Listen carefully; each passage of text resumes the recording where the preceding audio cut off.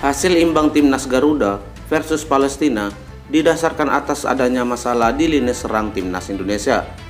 Lini serang dinilai perlu dievaluasi lantaran penyelesaian para penyerang masih berantakan dan tumpul. Masalah lini serang ini membuat nama Sintayong disindir beberapa warganet.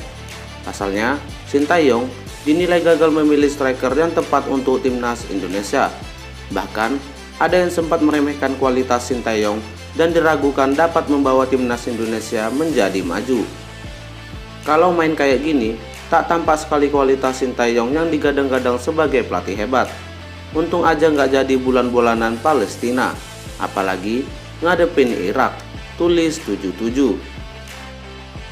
Selain pelatih, beberapa pemain pun dikritik dan dianggap menjadi biang masalah timnas Indonesia, terkhusus Witan Sulaiman. Witan dianggap kurang memiliki finishing baik dan masih kurang dalam bekerja sama tim, sehingga penguasaan bola dan finishing selalu menjadi masalah. Babak pertama, timnas luar biasa, bermain apik dan gacor.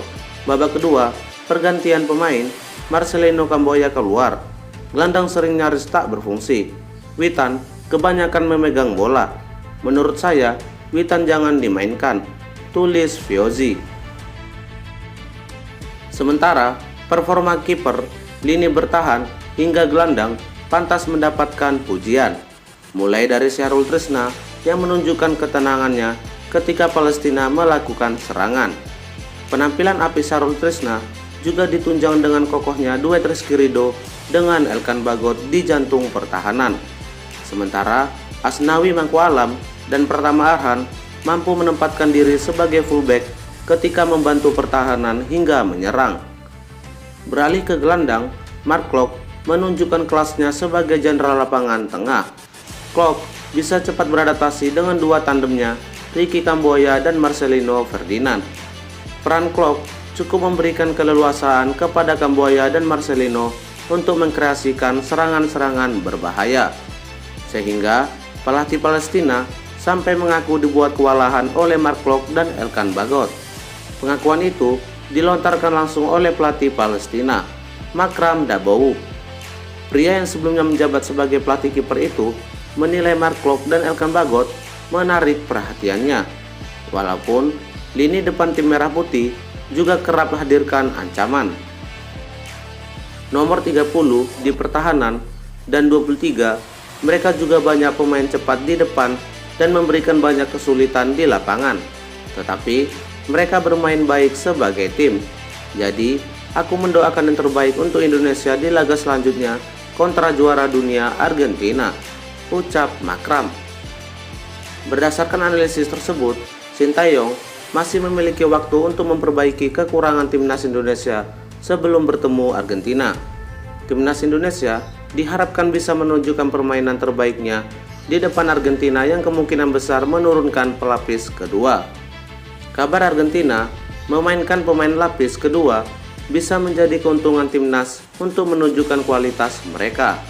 Pemain lapis kedua Argentina juga tidak bisa dipandang remeh karena rata-rata mereka bermain di kompetisi Eropa. Menarik dinantikan bagaimana hasil evaluasi Sintayong ketika timnas Indonesia menjalani pertandingan kedua FIFA Matchday. Akankah permasalahan lini serang bisa teratasi dan mencetak gol di gawang juara Piala Dunia 2022 tersebut? Ini merupakan tantangan besar bagi lini serang timnas Indonesia untuk membuktikan tajinya. Ranking FIFA timnas Indonesia setelah ditahan imbang Palestina 0-0 masih bertahan di posisi ke-149. Sebagaimana diketahui, timnas Indonesia gagal meraih hasil maksimal saat menghadapi Palestina di FIFA Matchday Juni 2023. Laga tersebut berlangsung di Stadion Gelora Bung Tomo, Surabaya pada Rabu 14 Juni 2023. Hasil imbang atas Palestina membuat timnas Indonesia meraih tambahan poin sebesar 1,77 angka. Artinya, tim asuhan Sintayong kini mengoleksi 1047,91 poin. Raihan poin tersebut tidak cukup menggeser Liberia yang bertengger di posisi ke-148 dunia. Timnas Indonesia masih memiliki kesempatan untuk meraih poin saat menghadapi Argentina di laga kedua FIFA Matchday Juni 2023. Laga tersebut akan dilangsungkan di Stadion Utama Gelora Bung Karno, Jakarta pada Senin 19 Juni 2023. Pelatih Timnas Indonesia, Sintayong, memuji penampilan debut Rafael Struijk dan Ivar Jenner. Dua pemain naturalisasi tersebut tampil bagus saat Timnas Indonesia menghadapi Palestina di FIFA Matchday. Rafael Struijk tampil sebagai starter hingga turun minum dan diganti oleh Dendi Sulistiawan.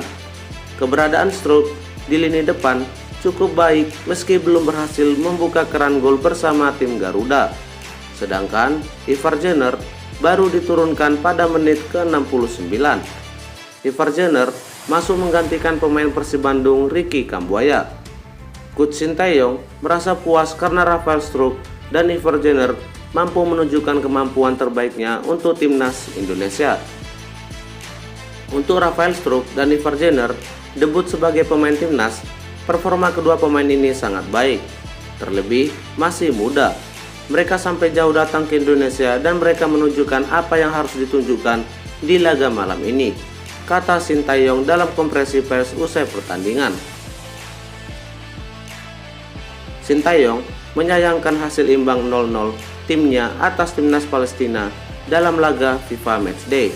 Pasalnya, pelatih asal Korea Selatan itu menilai seharusnya Indonesia bisa memenangkan laga ini karena mendapatkan banyak peluang.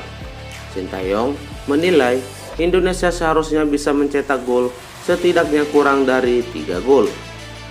Secara performa, pemain sangat baik hari ini, tetapi sangat disayangkan untuk skor. Harusnya kami bisa cetak 2-3 gol hari ini. Itu yang sangat disayangkan, kata Sintayong usai laga. Hasil imbang Timnas Garuda versus Palestina didasarkan atas adanya masalah di lini serang Timnas Indonesia. Lini serang dinilai perlu dievaluasi lantaran penyelesaian para penyerang masih berantakan dan tumpul. Masalah lini serang ini membuat nama Sintayong disindir beberapa warganet. Pasalnya, Sintayong dinilai gagal memilih striker yang tepat untuk Timnas Indonesia. Bahkan, ada yang sempat meremehkan kualitas Sintayong dan diragukan dapat membawa Timnas Indonesia menjadi maju. Kalau main kayak gini, tak tampak sekali kualitas Sintayong yang digadang-gadang sebagai pelatih hebat. Untung aja nggak jadi bulan-bulanan Palestina, apalagi ngadepin Irak, tulis 77.